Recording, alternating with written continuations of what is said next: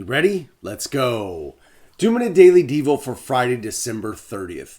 I'm in the New International Reader's Version today, and our verse of the day comes from the book of Psalms, chapter 32, verse 8. I want to give you a little context here, so I'm going to back up. This is another psalm written by David, and he starts off this psalm saying this: "Blessed is the person whose lawless acts are forgiven and their sins are taken away."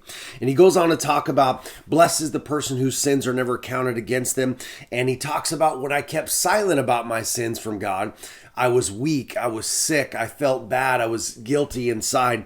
He groaned all day long. He says he became weaker and weaker, but then he admitted his sin and he didn't cover up his acts. And we know that David has gone through some things in his life where, he knows what forgiveness and what asking God for forgiveness is. And so then he gets to our verse of the day and he's talking about, "You are my hiding place," in verse 7.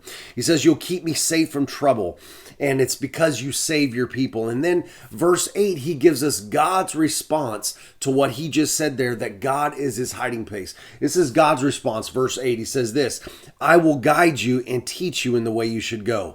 I will give you good advice and watch over you with love."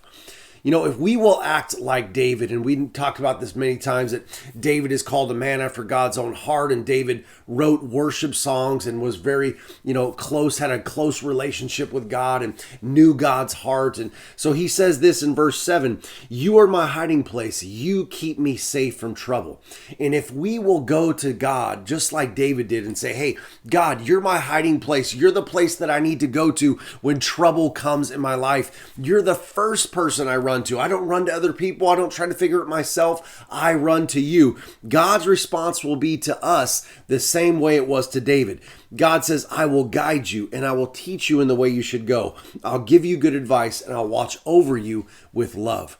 Here's the point. Who cares about us more than God? No one.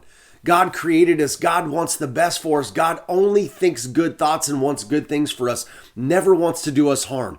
So who better to guide us and tell us and teach us the way we should go than God?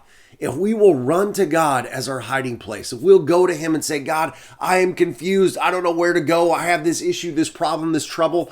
God says, "I'm going to give you good advice. I'm going to watch over you with love. I'm going to tell you exactly where you should go to make sure that you are successful, to make sure that you stay out of trouble, to make sure that you are safe."